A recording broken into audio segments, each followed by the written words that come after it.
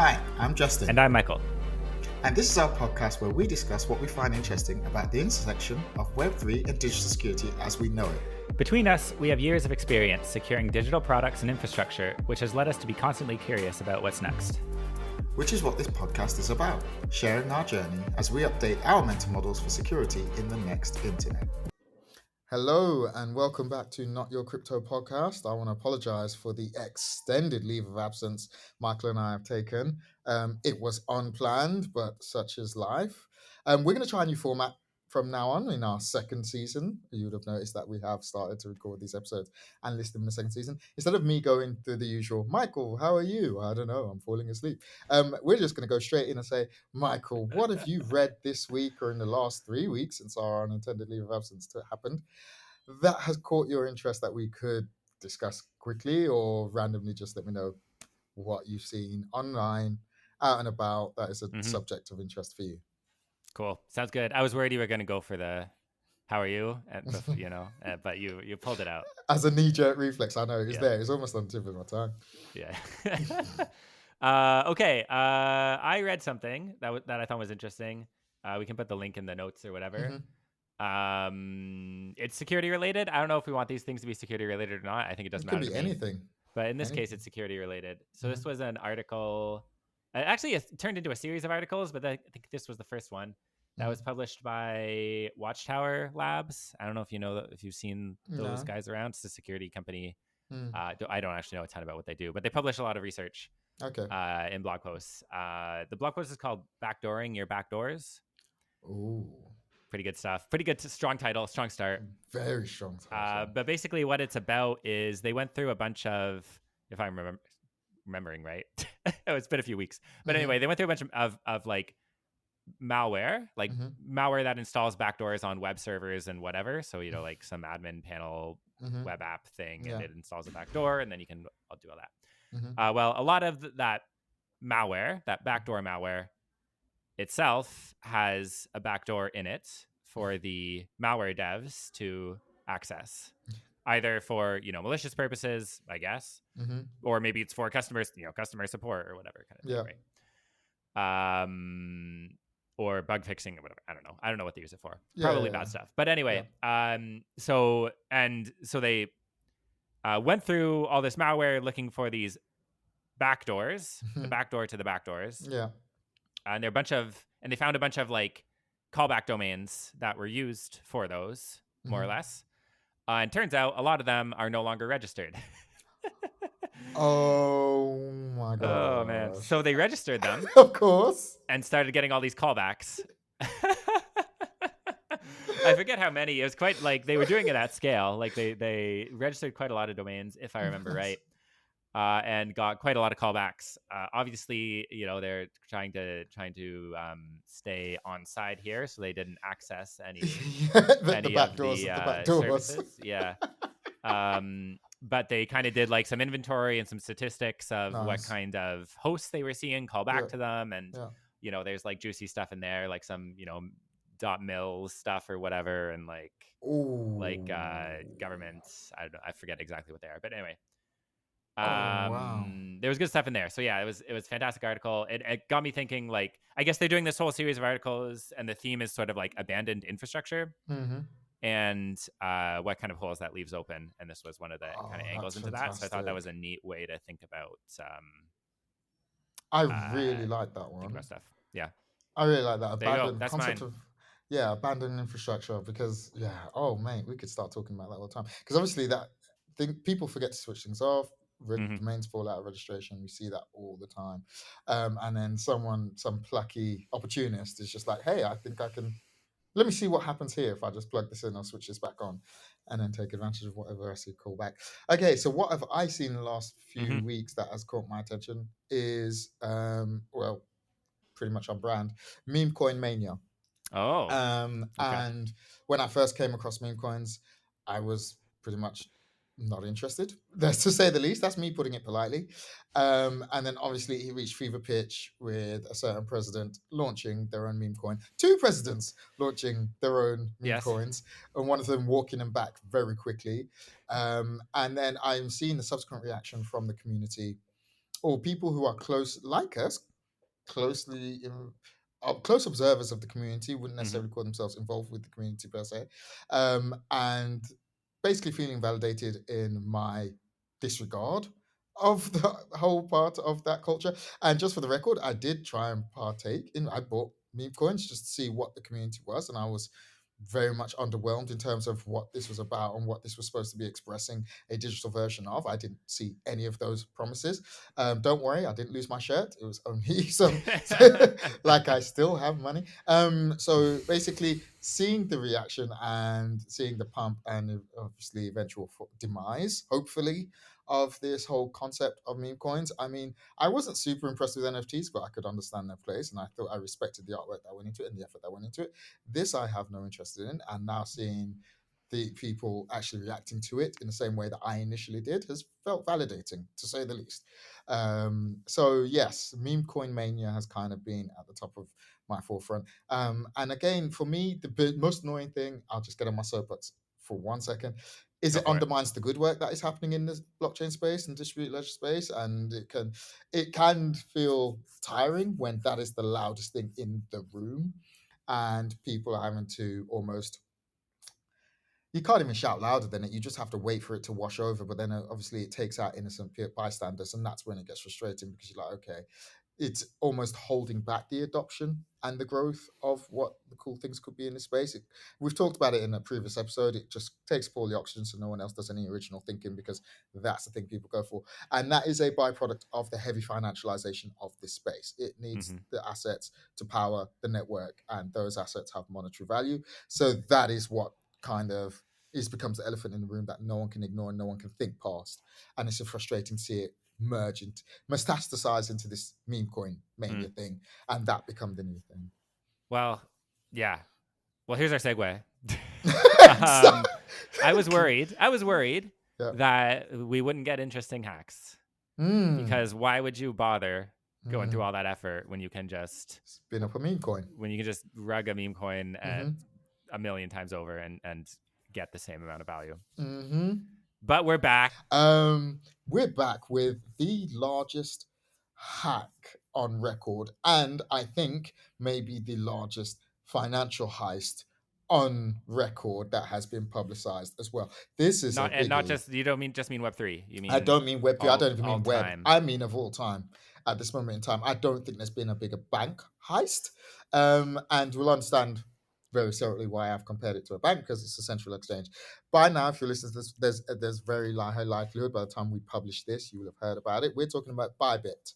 ByBit has, at the time of writing, it was basically, well, at the time of recording, it was hacked for $1.4 billion. That is a billion with a B. This happened and was publicized on 21st of February 2025. 1.4 billion, Michael. That is a lot of money. Yeah, I mean, it's tough to even think about the numbers. Yeah, really. it's hard. It's really hard to even visualize They get a little meaningless at some point. Yeah, it when does. You're just saying them. It really, really does. But what is that like compared? I don't know what the other largest one. The next one below it, I've seen on a chart in passing, which may or may not be accurate, was 640 million. I think was a Poly network. I think we talked. No, I don't know if we did a post on that. Did we? We did a Poly. Yeah, we did the Poly network. I think we did a Poly, and I think that was like 600 or something. Okay. Which is what confused me, is because I don't remember Poly being 600, but I think I saw that. Anyway, yeah, it dwarfs anything that's come before it, and so just before we even get into the technical details, so basically in this episode we're going to talk about the who, the what, the how, and then we'll do our usual armchair philosophizing of what this means, the ramifications. But before we even do that, it's a case of 1.4 million. It is a staggering amount of money. It was a centralized exchange. No bank has ever been done for that. My point. I don't think a bank ever could be done. Well, I don't know. Shouldn't say things like that. But yeah, you shouldn't say things. It's a different like world, right? It is a different world. Oh yeah, sorry. That was going to be my point. Is I genuinely, when I saw the headline, I thought crypto markets were going to crash. I genuinely thought there would be a reactionary crash because of all the bots, the automated trading, etc., as a passive observer of crypto markets. And the impressive thing is they managed to keep the floor under the markets. They managed to keep things sane in their reaction. We'll delve into their reaction in more details after the technical section, but I just wanted to raise that as a point of I was impressed. Again, transparency wins here. They were incredibly transparent. ByBit went out of their way to provide, and they've been transparent to provide confidence, and that's what kept the markets going effectively. But yeah, this is an insane hack. So is ByBit were hacked? Who are ByBit? ByBit, for those who aren't au fait with this, or that close to the crypto world, are a centralized exchange. Again, we kind of covered centralized exchange in a couple of hacks, but for those who haven't listened to those podcast episodes, it's effectively a place where you can swap assets, swap crypto assets, and buy. You can onboard into crypto, as they say. A Coinbase is a centralized exchange. Coinbase is just the Western version of ByBit, which is based in the UAE, where I also happen to live now. So it's a centralized exchange based out of Dubai. It's been going for a while. I think it's the largest in the world. I think it's bigger than Coinbase. Don't quote me on that. But yes, it's a centralized exchange where you can go and buy crypto, trade crypto, swap assets for another, etc., etc. And it was basically hacked for $1.4 billion. In this case, it was all Ethereum that the attacker hacked, and that was technically because those are the wallets they attacked, and so it was Solidity contracts that were not necessarily compromised, but were taken advantage of, shall we say, manipulated in a certain way in order for the hack to actually take place. We'll go into those details. So that's the who. Who were they hacked by? They were hacked by the looks of things. Everyone's pointing to this being a state-sponsored attacker, which gives this another flavor altogether. Not to say that previous hacks weren't state-sponsored attackers, but I'm not sure attribution was so clear-cut. In this case, attribution has been very clear-cut in that even the FBI have now come out and said, yep, it was Lazarus Group, which are a North Korean state-sponsored group, and that's how they fund their activities. Well, some North Korean activities, because obviously, as you'll know, politically there are a lot of sanctions against North Korea, so it's hard to get money in and out, especially when you want to do international transactions. So they start hacking. Lazarus Group, you will have heard of if you're in the security space. They kind of popped up in 2010. They got really big with the Sony hack, which was there is a documentary about the Sony hack as well, because Really? actually, yes, there is, because there was a film that was, I think it was called The Interview, with two actors. The names escape me. I think it's James Franco and someone else, and it was basically based in. I think it was the storyline was they were supposed to do an interview with the North Korean leader, and Team Lazarus. Well, North Korea didn't like that plot of the storyline. Oh, Sony I was do the remember that. publisher. Yeah. Yeah. Yeah. So they hacked Sony. And so, yeah, I was a pen tester during those days. And my company I was working for got the contract to then go and security, because basically it turns out up until then, Sony weren't taking security too seriously. And so I had to test a bunch of websites. That was a lot of fun, a lot of overtime from that. But yeah, so they were around, they became really famous for that Sony hack, which exposed emails and the contract negotiations between actors and a whole bunch of Yeah. second order effects. So that's who Team Lazarus are. So that's And I mean, sorry. I think like just to like stay on that for 1 second. I mean, we're not, I don't know, not necessarily our focus in the podcast or whatever, but I think like it's probably difficult to say that Lazarus Group isn't now the most successful, in a completely different echelon of threat actors. 1,000,000%. Like just the amount of 1,000,000%. time that they've been operating, the way that they've pivoted through different kind of like metas out there, Yep. right? Like crypto, like it feels like they're a crypto native threat actor group, but that was something they developed into Yeah, they did. afterwards. Yeah. Kind of like halfway through their life. Mm-hmm. The scale of loss, obviously, we're talking about potentially the biggest loss of all time. Yep. Yeah, wild It's stuff. absolutely wild. And yeah, they did pivot because, again, they saw the money. Before they were doing it to get money. Now they're like, okay, so we'll hack these assets. Oh, the money's already there. They're already financialized. We don't need to sell anything. We don't need to fence anything. So that's who, the when, the what is, what did they do? So effectively what they did from an overview perspective, we're going to into a second, the how, is they spoofed a call. They spoofed a transaction request to ByBit, and they basically asked ByBit to transfer the $1.4 billion out of their cold wallets into their warm wallets, and then basically transfer money out of that. This is apparently a routine request that they spoofed. This happens all the time. ByBit deals with a lot of money and a lot of flows. So they had what was known as a multi-signature wallet set up to authorize this. So it wasn't automated. It had to go to, it was a 3 of 6 threshold. So what do I mean by that? Multi-signature wallet requires more than one person to approve a transaction. In this case, 3 of 6, it required 3 people out of a group of 6 in order to sign or approve a transaction to then say you can approve, to then basically approve this transfer out of the wallet. That's kind of how it worked. One of those 3 had to be the CEO and was the CEO. And so the CEO did technically, the CEO was technically hacked in this. This is still a moving situation at the time of recording. More details coming out almost every other day, it seems, about this and how it was done.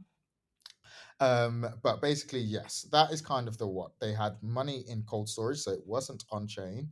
And then they moved it from cold off chain, on chain, and then on chain. It's been at that 1.4 billion. It split over 3 or 4 different Ethereum token types. These exchanges tend to create like almost derivatives of the token, the original token, because for whatever reason they need. But yeah, and it all totaled 1.4 billion at the time. Each of those tokens was worth, well, sorry, each of the, basically Ethereum was worth, the amount of Ether they stole was worth 1.4 billion at the time. Sorry, word salad there. So that's the who, what, when, where. So it's the how. Michael, how on earth did this even take place? Yeah. Okay. So this, I think this might actually be the first episode where we've covered an actual centralized exchange security.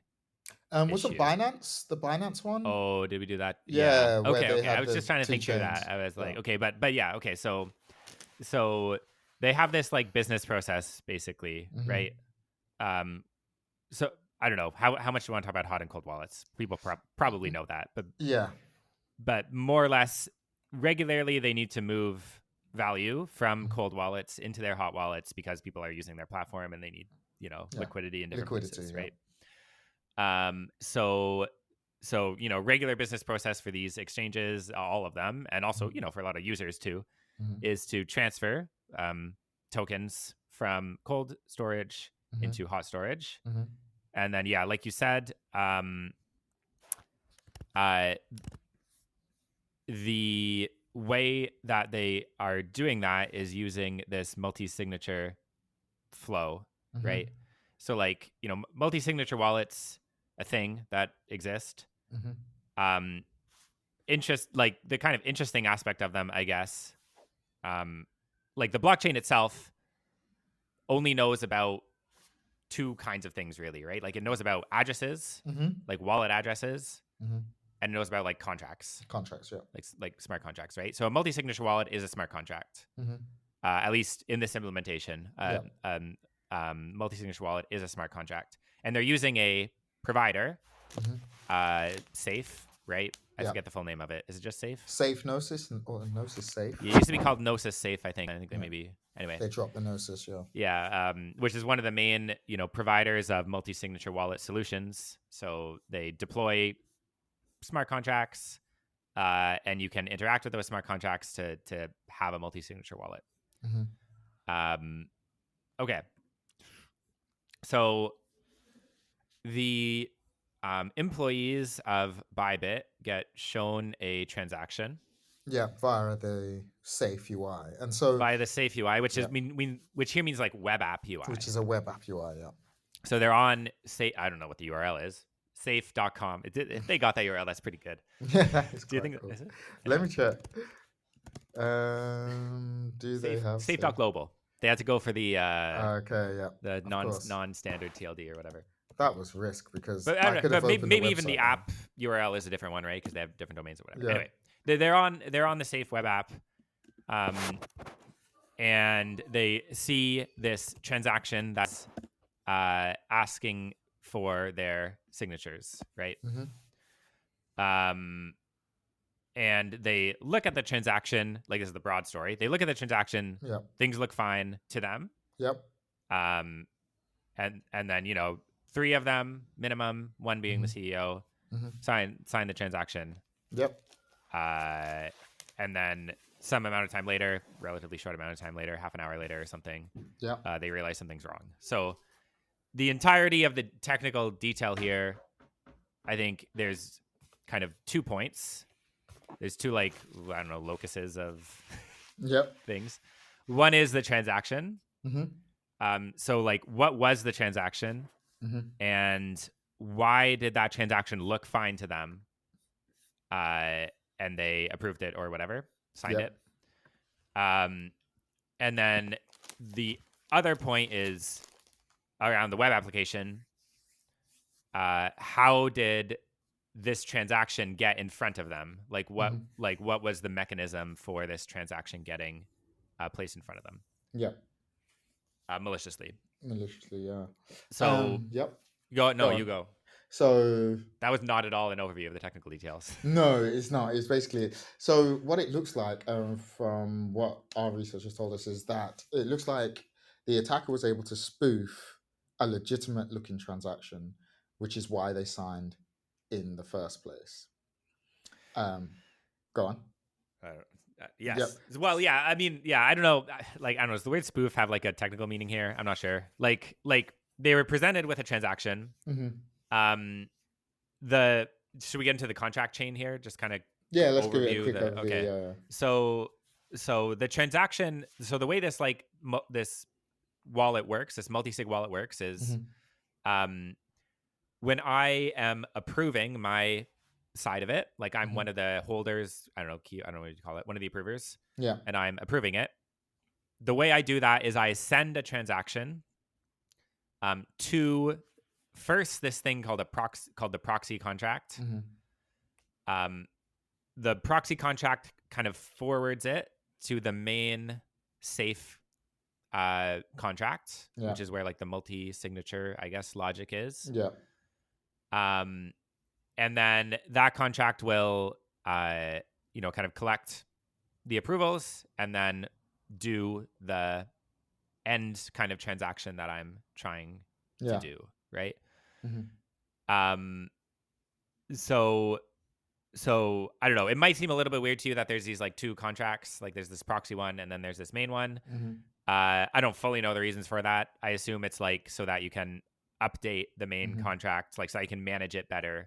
There's this layer of indirection that helps you like manage the actual implementation a little bit like better or something like that. But I don't fully know the reason, but that's the way it is. So the transaction that was presented to them went through this flow, basically. Like it was like, okay, you need to sign this transaction. This transaction is going to the proxy contract. And then there's all this data within the transaction that specifies like what is going to happen after that, right? And there are a couple of important bits of data there. And I should just say, jump in. So yes, so what I want to highlight for our users who may not be au fait with using blockchain or buying crypto, selling crypto, or doing any transaction on chain is that whenever you connect your wallet to an app and then initiate a transaction, it will ask you to approve that transaction. And what it does is it presents what's known as a hexadecimal string, which it can look like it will appear like a random set of numeric and alphanumeric characters to a human saying, this is the transaction, please approve it. Now, this is where you have a concept of blind transaction signing, and they call it blind signing because that's just a random string. You don't necessarily know how to associate that back to the action that you were trying to initiate, that you just clicked on. And that comes into play here because what happened is these are obviously seasoned crypto native employees, signers of this multisig wallet. When they saw this transaction come in, it presented initially, and the reason why I leaned into the word spoof, which Michael very wisely pulled me back from, it presented the proxy address, the proxy contract address, which they are used to seeing. that's why they were happy to sign it in the first place. And to me, this smells of spoofing, because basically you present one thing as another.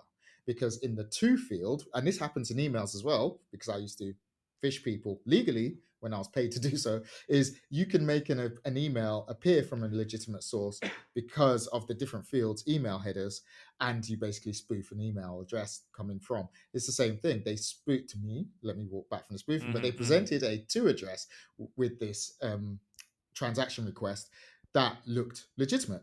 But in the data, in the body of the actual request, they actually had the attacker had a different contract address that it was calling when you approved, or basically that it was accessing or sending the transaction to when you approved the transaction. Michael, you can pick up from there, but I just wanted to call that out because that's where the first shade or the first duplicity came in here. The first compromise was we're presenting one address that you're used to seeing when really actually this transaction is calling a different address. Yeah, and I think so it's going to the proxy contract. Like the first hop is it goes to the proxy contract. So that's what you see. You're sending a transaction to this address. Yeah. Then it needs to, within the data, bundle in, okay, but like after that, you're going to send it to this address, right? Because that context, that state needs to be passed through the chain, right? Yeah. So then, in the data for the transaction, there's another field, I think it's called data. Yeah. Right. That has the other address. That has basically it had the end address in it. The end address. So that was a malicious address. Somebody cross out if again these details wrong. We'll tell you the video you should watch. We'll tell you the video you should watch instead at the end. Yeah, that gives you better review of the details. So that was the first step. So this transaction went to the proxy contract. The proxy contract forwarded it on to this safe contract. And then in the data, there was this malicious address that was saying, now you're going to basically make another transaction, another call to this address, which was a malicious address. Yeah. And then there was another kind of bit of information in the data, which was, I think they say sus, right? That's what they say these days. I don't know. I think the millennials are still saying that. That's millennials are still saying that. I don't know. I don't even know what Gen Z would call it, but okay. They call it cap. Oh, I'm here. Cap? I am awake. They would say it's cap. Okay. Got it. Which was this flag. I think the field was called operation, and it was like a bit. It could be 1 or 0. Yeah. 0 is what you would expect there. 1 means that you are delegating. It's like a delegate call thing, which is a smart contract concept.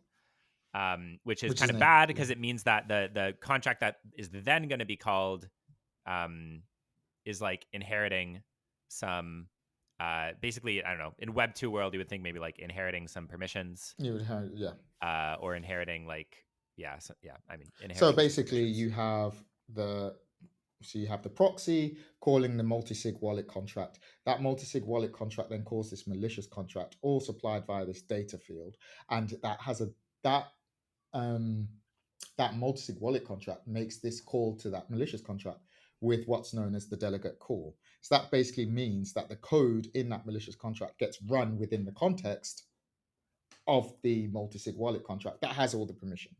Yes, that is go. So basically that delegate call. So basically what it is in the equivalent of the Web 2 world is, again, I'm running untrusted code within my context. My brain, as in Web 2, goes to where do we go to? We go cross-site scripting. It's kind of like an injection. Level. Basically, you're just running untrusted code, and that was the intention in this case. Though this code is fully trusted, I want you to run my code within this context, because which then got the malicious contract. Sorry, that code was then run by the multisig wallet and called the proxy again and updated the proxy, as far as my understanding is. It updated the proxy's location, if I remember correctly. Yeah, basically so there's that chain where there's, I send transaction to proxy talks to the safe implementation, and then that does its stuff and then sends another transaction. So what the malicious transaction did was call back to the proxy which it could do because it was delegated from the Yeah. safe contract. And I Yeah. don't exactly know the access structure here, but it must have ownership or something. I Yeah. don't know, whatever. And it told the proxy to update the address for the safe contract to a different malicious contract. The safe multisig wallet, Yes. the safe multisig contract to Yeah. a different multisig wallet contract. Yep. Yeah. Which was malicious, which was Which was a malicious and malicious attacker contract. controlled. And so now when you send further transactions to the proxy is going to then point and forward them to malicious Wherever, attacker yeah. controlled location. Which is then that sets them up to be able to empty these different wallets. So that's our technical ham-fisted explanation. As we said, we will be including better links. What do we think of this is where it really gets interesting, because this was fascinating. It's an unprecedented amount of money. And as a result of that, it just takes me to unprecedented places. I think we kind of hinted at this. The first thing that came to my mind was, has there ever been an equivalent hack in Web 2 land with the same scale? And I'm thinking of impact, but not financially, was probably the Sony hack. Ironically enough, is the last time I could think of something big, because that kind of shook Sony to its core, in terms of it basically it was a 5 alarm fire. Anything that was plugged in was assessed. I think even PS3 at this point PS3 got hacked by a white hat hacker, and they took him to court and so forth. They took Linux off. I think they had Yellow Dog Linux installed, and then they basically deinstalled it from everyone's PS3 because they were like, no more hacking. We take security extremely seriously now. I've other than that, but in terms of financial damage, I think maybe Experian, but that was because they had to pay out, and they had to pay out for credit monitoring in the US and North America. But again, nothing comes close to this in terms of scale. There's no, I mean, we've seen large data theft, like the office of the OPM in the US. That was massive. SolarWinds, I think they were interconnected, but basically nothing. I don't think a data set could command 1.4 billion. Quite frankly, no data set could command 1.4 billion. So then you're looking at different risk factors and different threat profiles. Nothing in the Web 2 world comes close to this. And again, I think this, and we've harped on about this over and over again, I think this is a second order effect of the extreme financialization that exists in the blockchain world. It's a two-sided coin. You power these decentralized networks by kind of paying people. You need a token in order to compensate people for their time or their effort, the electricity, and therefore you now create this financial asset, which is basically a big Red Bull. So that's the Red Bull sign, bullseye. Sorry, yeah. If you say over here, it's a bullseye for I was malicious just going to hackers, nod because along with what you said. because there's money to be made. There's gold in them there mountains. So that's the first thing that comes to my mind. That's the first point. Michael, what was the first thing that came to your mind when you saw this headline? And Yeah, I mean, there were a few things. I think okay, like initially when reading the story, before I saw kind of the technical aspects, to me, like one thing that stands out is the size of transactions that happen. Like, there's like we talked in previous episodes about the velocity of how quickly money moves around in these systems and these large transactions, especially when a exchange is moving from a cold wallet to warm wallet or whatever. I don't know, does it have to be that way? Like, I think let's say that, I don't know if this would have been possible business wise or technically or whatever, but like instead of a single $1 billion+ transaction or something like that going through, like if this were instead a sequence of smaller transactions that happened over a longer amount of time, and it didn't even have to be that long, like they were notified like half an hour later, yeah, they were. So like over 2 hours or something. Like I wonder if there's something on the business process side that could have made this more resilient to, oh my god, that's to exactly these kinds of threats, right? That, from a security perspective, that's exactly with my security hat on. First of all, it was the shock, and there was the, okay, wow, is there anything equivalent in the other two? Then it's like, well, with my security hat on, I'm like, how does this happen? Because we have banks we have investment banks, huge firms who make transactions like this daily as well.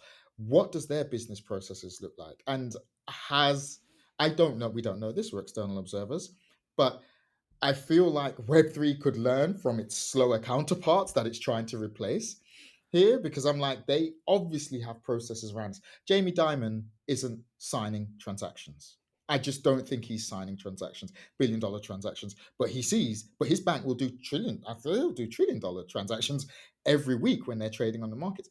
What are their business processes? What is their middle office and their back office processes that crypto seems to be missing or has automated in such a way that is easily abused? And I think it's the automation here, the code is law thing here is starting to rear its head I think there now needs to be a maturity in process application. Yeah. Go on. And I think like it's okay. Like, okay, so crypto like doesn't, I think, intentionally doesn't want to like reinvent No, traditional finance, right? Like that's no, it not what it's doesn't. trying to do or what it wants Hmm. to do or what anybody in the space is interested in doing. And fine, Agreed. right?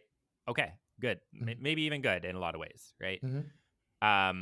But yeah, I think I think it's still useful to look at how those traditional processes worked, what the 1 safeguards million were in percent. them, and then think of, okay, like what's the adaptation of this? Like, Hmm. does it make sense for this for something here to be adapted to a crypto native way of doing things? Like, you can still have, I don't know, I think you can still have the cake that you want, Yeah, but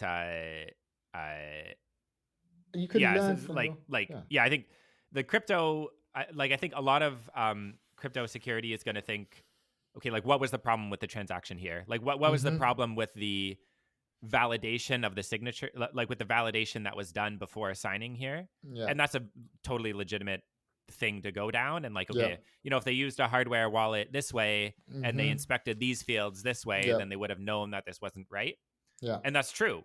You absolutely could have done that Yeah, and you could gone to definitely ground go down zero that on route. that.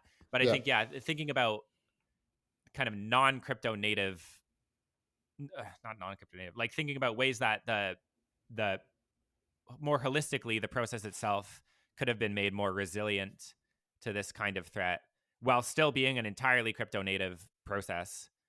I think there's a lot there too for people to do and think about. Yet you don't want to reinvent the wheel, the tradfi wheel, but there is some things you can learn, especially when again part of your raison d'etre is speeding up the velocity of these Yeah, things. like So if I were, I don't know, it's very easy to say if I were this or if I were that. mhm, Interesting thought. Like if they were a centralized exchange and you had some rule for yourself as an approver of these transactions, mhm, I'm not going to approve a transaction over this amount of money, yeah, right? Like it's too risky to approve a transaction over this amount of money. Doesn't matter what it is, yeah, it can all check out fine. mhm, But there's a max to what I'll approve at one time. yeah, You know what I 1 million, mean? yeah, yeah, I Um, emphatically agree. and like, I don't know, maybe there's technical constraints I'm not aware of. Maybe that amount of liquidity was needed in a single transaction in one place instantaneously or something. You know what I mean? Not Yeah, instantaneously, but within the amount of time. But yeah, I don't know. That was yeah. my first thought, I guess. That was my second thought was how they handled it. I kind of foreshadowed this earlier in the podcast episode. The extreme transparency with ByBit to keep the Yep. confidence in the market because they realized this could really tank crypto markets. I respect he jumped on a live. He was clear in his technical explanation. He was clear in what he was doing. Yep. They were professional in how they presented it. I Yeah, had like to his take my video, it hats was off like to that. live stream of him responding to stuff, and Right, like there were times he had to step out. yeah, it's like he's like sitting there just answering questions. It was like, yeah, I saw this. Yeah, I don't know. I Hats respected off that. to that. You Yeah, you kind of have to respect that. I definitely. cannot imagine Like having clicked that button and then getting on a live stream. yeah, I So mean, that's, yeah, wow. he's probably had one hell of a 2 week since. And my other thought was like, then they recovered from this. Yeah, they recovered. like It's yeah, and you it know what? didn't That's the impact thing. operation. There was, I think, some very minor impact to operations right after, in that there was some Yeah, delays, right? they would say so. They delayed withdrawals, I think, Mm-hmm. while they got their bridging loan, which they got very Yeah. quickly. And also, again, just before you jump, I know you want to say something. This just lets me know, or starts to hint at just how much money is in these crypto Just how much markets. liquidity is sloshing around in different places is kind of wild. But Oh, yeah, like the mate. idea that this could happen, operations continue going on, Mm-hmm. some impact, I would say probably minor impact. I'm sure if you were sitting in the hot seat and you weren't sure if your stuff was going to be there or not. It wasn't minor Yeah, it mental wasn't minor. impact You to you. sweated for a few You're hours. sweating for a few bit. Yeah. And it's also like that's how the story goes when things are bad. Like, oh, there's delays in withdrawals, there's delays in withdrawals, right? Like, I understand that starts setting off flags and alarm bells in people's minds about what's going to happen next. But yeah, the recovery was interesting. Then my other thought goes to, it's not over, right? The game isn't over, because now they need to like off ramp this value for it to be useful to them, and that's where things go to next, right?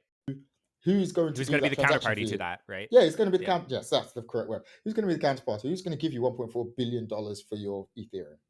And that's why we're now at a very interesting place where they've set up this website, and ByBit have said, look, we've traced back to the wallets. We know it's Lazarus Group. We're going to give we're going to offer a bounty of 10% of the value of the actual theft, which is $140 million, for anyone that can freeze a transaction, i.e. any one of them, because there are, I think, around 500. Okay, yeah. So yeah, basically the off-ramping thing, I was like, okay, this is also interesting. This is also an interesting other part of the flip side of crypto is, okay, yes, you can basically steal these large amounts of money very, very quickly. But because everything's traceable and you've got that 100% transparency thing, everyone can see where it's going. And somehow you've got to off-ramp that if you want to into fiat. If your end goal was to utilize it in fiat cash, because that's the whole point, you're going to struggle because there are choke points deliberately designed into the system.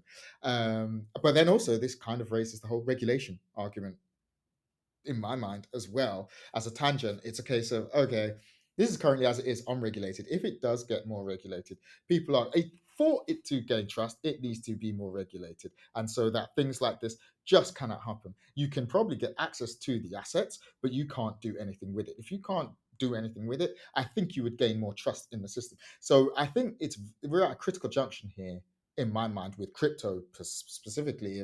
If they don't get away with this, I think conversely, you're going to see an uptick in trust in the markets. If they do pull this off successfully, I think conversely, you're going to see the space here is that there's this like distributed immune response in the community, in the community of people who run these like washout points, and it's not the right word, these like points where you can transfer, the off-ramping, off-boarding, whatever kind of points, or even swapping points, right? Because I don't know, whatever.